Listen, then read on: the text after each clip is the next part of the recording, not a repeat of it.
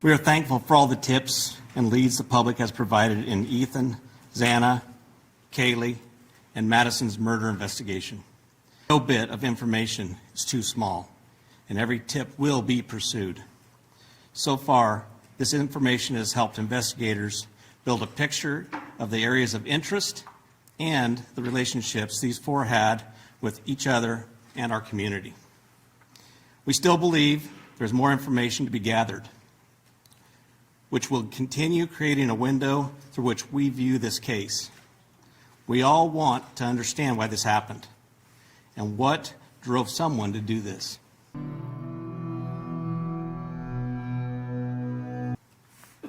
The families of those involved and our entire community deserve to know. We ask anyone with any information related to what happened with these four or in our community, their interaction with others, and whether they expressed concern or commented about someone or something strange, to get that information to us. Even if you don't believe it is relevant, investigators will review and determine if and how your information builds the picture.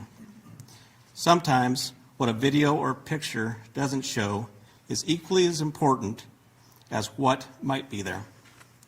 Information on how to submit tips and updates on the investigation can be found on the Moscow Police Department webpage.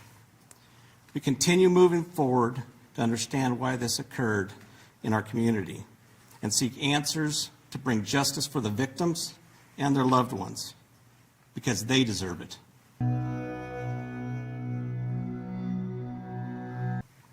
I personally want you to know we care, and we will continue to work hard to get these answers for these individuals. At this time, I'd like to introduce Captain Roger Lanier for an update on what we can currently share about this investigation. Good afternoon. I'm Captain Roger Lanier with the Moscow Police Department. I want to assure you first off that the loss of Xana, Kaylee, Madison, and Ethan remains the highest priority for the Moscow Police Department. Today I'm going to recap and brief what we know.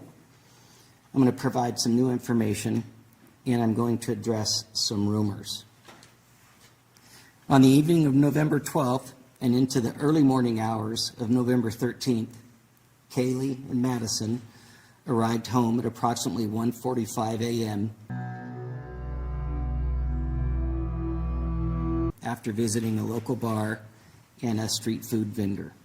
Ethan and Xana were also out in the community at Sigma Chi, and they arrived home at approximately 1:45 a.m. Two surviving roommates who were also out in the community arrived home at approximately 1 a.m.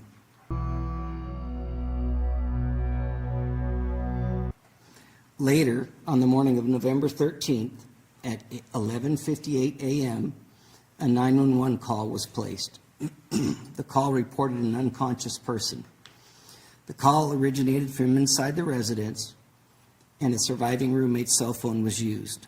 During that call, the dispatcher spoke to multiple people who were on scene.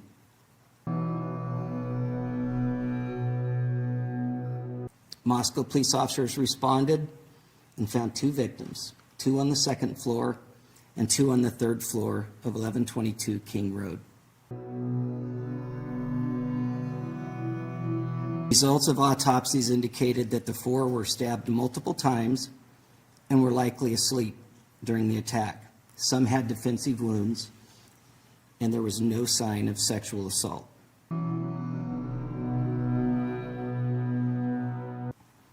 We do not believe the following individuals were involved: the two surviving roommates,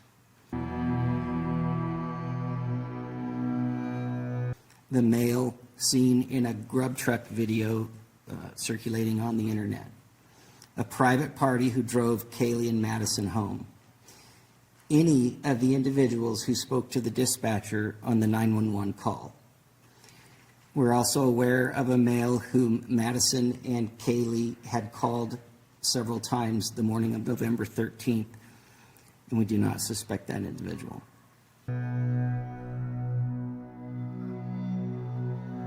Detectives have canvassed the neighborhoods looking for evidence, physical evidence, video surveillance, and they've contacted numerous residents to see if anybody may have seen or heard anything.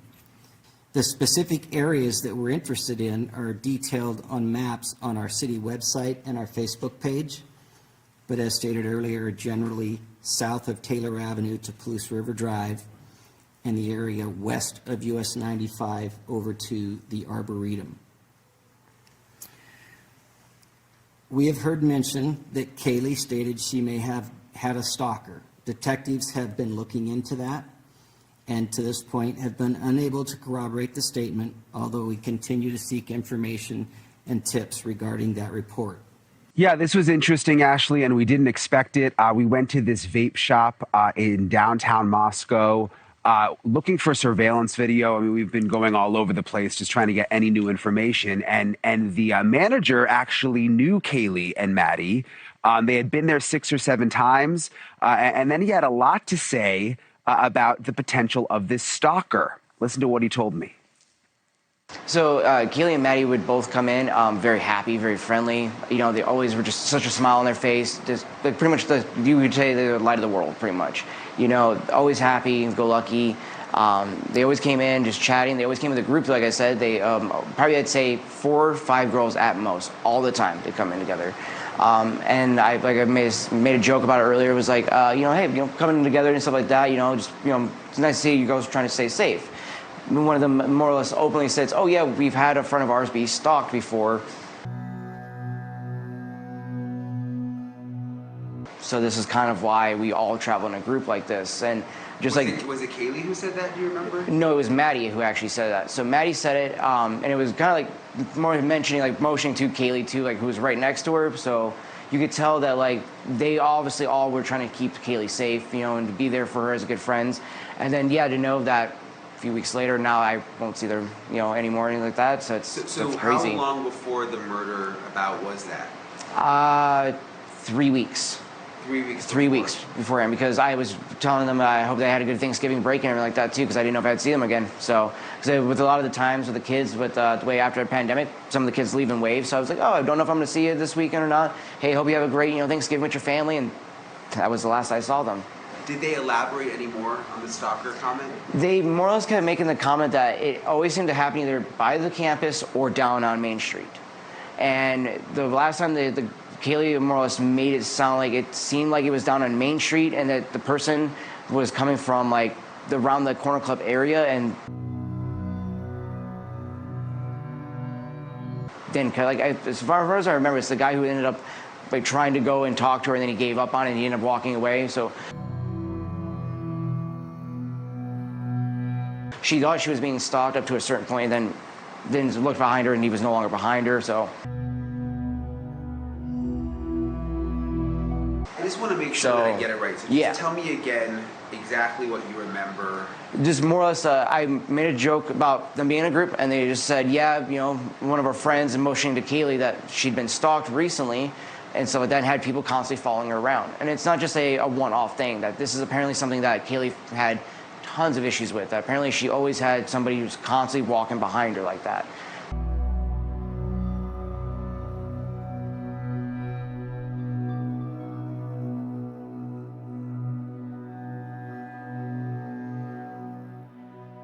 And then about an hour later, he messaged me and he said that I had good birthing hips, and I just never messaged him back after that. So, and it was more so at nighttime when they were out there drinking and stuff like that. Because I asked him, like, is it at school? And she's like, no, when I'm at night, going out to the bars or coming back from the bars. And again, living down that way. Did she specifically mention the Corner Club? Not the Corner Club, but just in that general direction and stuff like that. So the only reason I would assume the Corner Club is because that's the only bar that's down in that area anymore now. So we used to have 2. One was CJ's and then the Corner Club. It's just Corner Club now, then a whole block before it mingles. So. How many times did you see Kaylee and Maddie? How many times would they come to the store? I'd say, now that I'm trying to think back in my head, I've only saw them maybe like 6, 7 times total. So I'd say probably since the start of this beginning of this year. So we know that police have looked into the possibility of there being a stalker. Latest we know from police is that they've never found anything to corroborate there actually being a stalker. They looked into an incident, Ashley, you might remember, from mid-October from a business downtown, and said there was nothing there that they could figure out that it was actually a stalking incident. We're not sure if that's the same incident that Kaylee and Maddie were talking to the vape shop manager about, but certainly interesting to hear him say that. No suspects have been named or arrested, and we continue looking for what we believe to be a fixed blade knife used in the murders. We have not released the names of any of the subjects who spoke on the 911 call, and we have not released the call itself.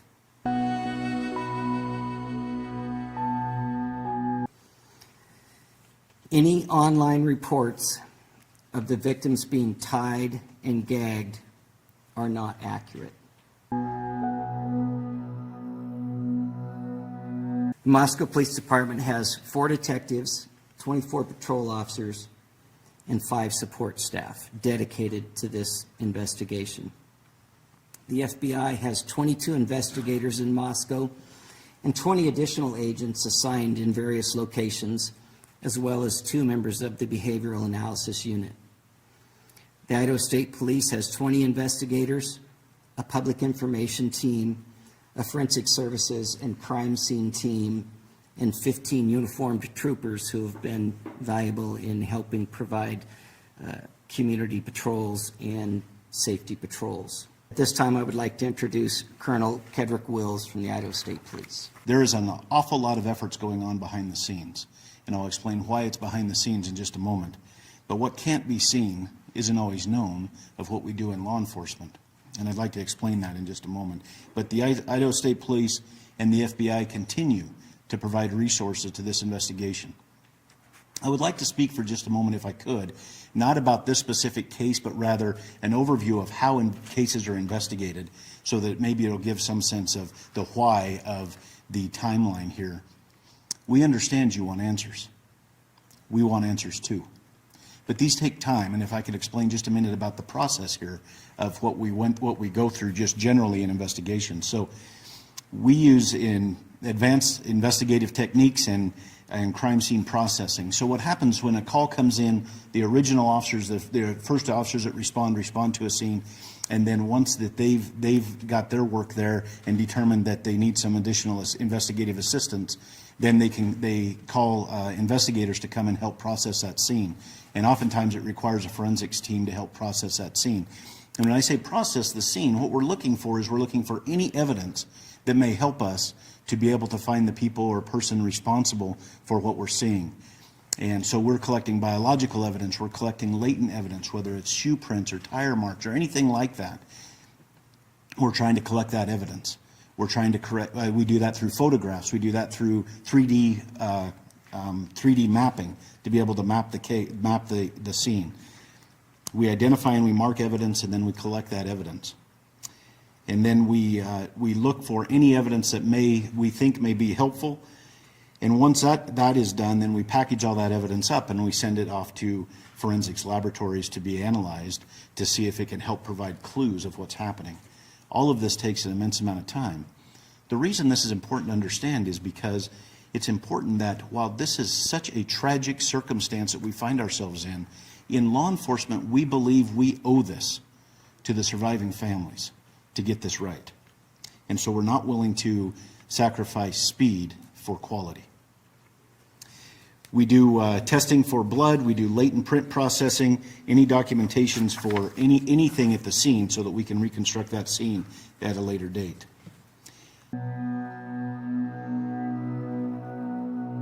If I could share just a few statistics of this particular crime scene. At this crime scene, we collected 103 pieces of individual evidence. We took approximately 4,000 photographs. We've conducted multiple 3D scans of the residence, and we have hundreds of hours used by technicians and investigators, including our forensics team and detectives from multiple agencies. We've processed over 1,000 total tips and conducted 150 interviews. I hope that you understand that gives a little bit of a perception of just how complex this case is. We have the utmost confidence in this investigation and that this investigation will be done right. We ask you and we ask the public to please remain patient as this investigation unfolds. And please rely on official sources of information. We really appreciate the media's assistance. We know you have a job to do. We know that you're professionals and you do it to the best of your ability. And we're thankful that you're here, because without you, we could not get the correct information to the community that could help us solve this. So I can't overemphasize how much I appreciate and we appreciate in law enforcement your willingness to do this. What you are doing matters.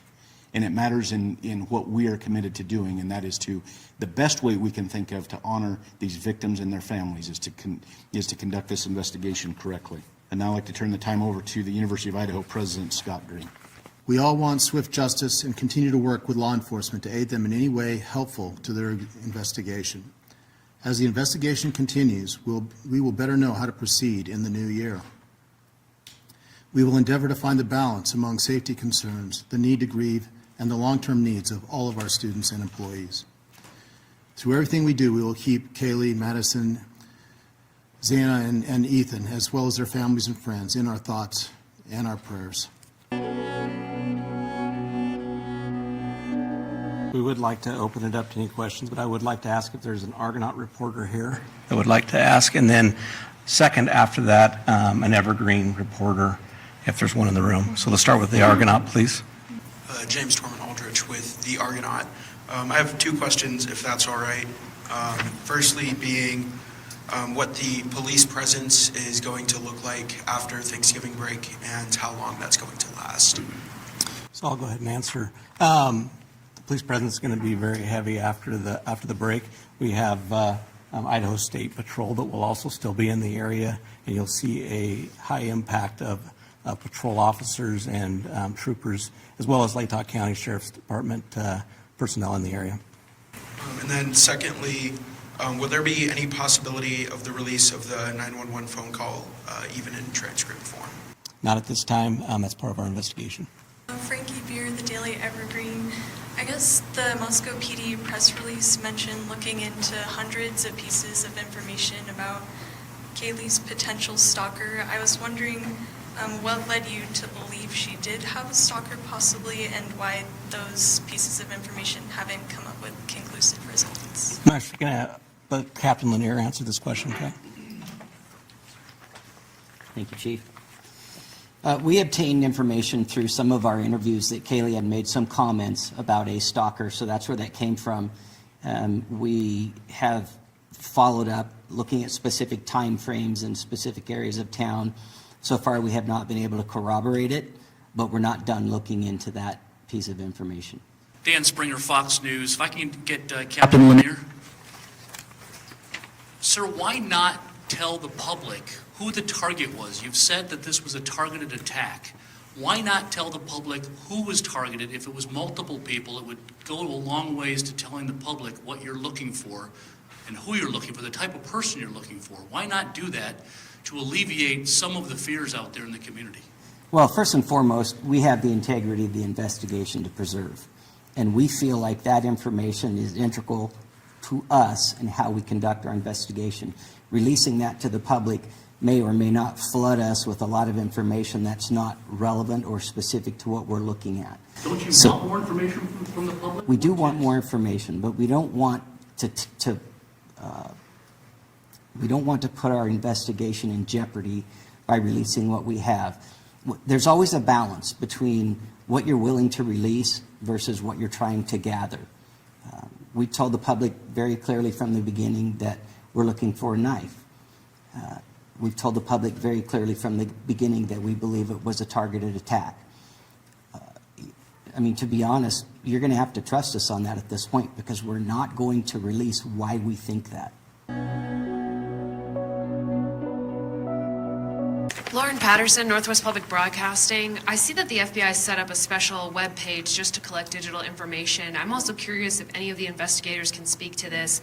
Curious if the Wi-Fi hotspot has been tapped at all. It's possible if the suspect had their phone on them, it may have pinged off the Wi-Fi in the residence. Has that been checked on at all? As I stated, our investigation is looking at every avenue of every piece of evidence that we can. The FBI has given us a website for any downloads of video or anything, so we ask people if you have any of that to send it to us, please. Thank you. Natasha Chen, CNN.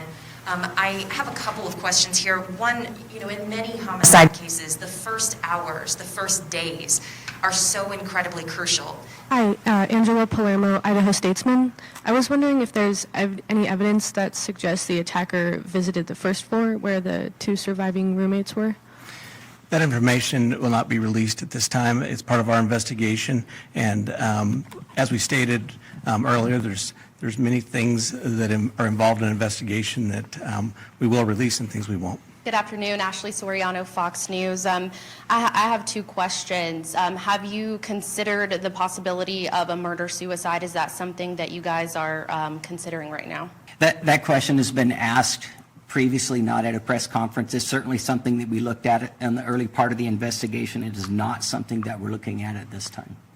And I know some of the investigators' vehicles and police vehicles are coming in and out of the driveway. Do you think that potentially could disturb any tire marks or other evidence? Yeah, so the question has been asked about why did the crime scene tape expand, and that's not uncommon. When the first officers arrived, they tried to cordon off what they thought was important. We immediately expanded that when the investigators got there to process the scene. And logically, as this progresses, and you've seen this through our press releases, we have expanded it to several areas of the city and have in fact canvassed entire neighborhoods. So we try very, very hard to uncover every single bit of evidence possible in an area before we move on to the next area. So yes, we've looked at everything that we think we need to look at in and around the crime scene at this point. John Gabell, ABC News. Are investigators looking at any possible connection to an unsolved double stabbing in the Salem, Oregon area about 1.5 years ago? Specifically, 2 people stabbed in their home in the middle of the night. Long knife, no suspect at this point. One died, one survived. I think we're looking at every avenue, and we have other agencies reaching out to us with other cases and stuff that we are doing follow-up on, and we will continue to follow up on those. Are you aware of that case? Actually, I had a tip come in on that case, and I forwarded it to our tip line. Okay, one more question. Can you confirm the bodies have been released to the families or are being so released today? I believe they have been released to the family, and I know that I believe one of them has already had a funeral. Good afternoon, Chief. Amanda Rowley with Crime 2. Seeing some speculation with some of the cars being searched this past week. Wondering if you can squash some of the rumors and that speculation. Is there anything you can share specifically on the white car out front, and then a follow-up for the university?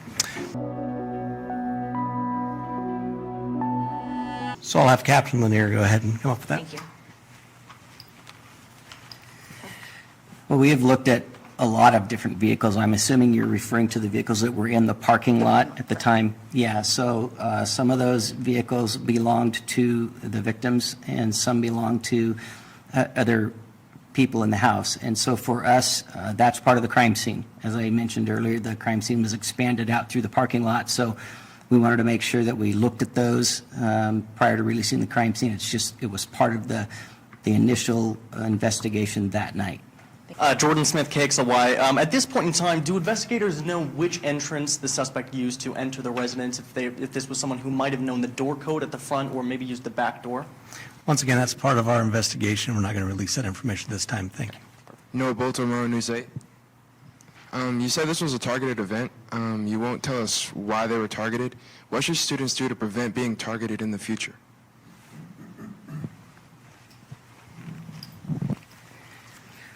Well, that's a great question, especially in light of what just happened. If you would have asked us 9 days ago, we would have had probably a different answer. Moscow's always been a very safe community. In light of this, and maybe we should always look at it this way, vigilance, always traveling in pairs, knowing where you're going, telling someone when you arrive, and just that kind of general awareness. Maybe we should, as a community, have always been doing that. You know, in some ways, this took our innocence. I would tell students that you need to stay with a friend. I know that the university staff is looking at different options to increase some of the safety on campus and providing certain options to students. So, yeah, going forward, there's a lot of things that maybe we wish we would have done before, but we need to start doing now. I'm going to go ahead and close, but what we do want to let our community know that we do care. We do want to provide a safe environment. We will continue to work hard, and we'll continue to do everything we can. We want people to be vigilant. We want people to report anything suspicious to us and let us get there and handle it. But we are here to provide that safety. So I want to thank you today for coming, and I appreciate your questions.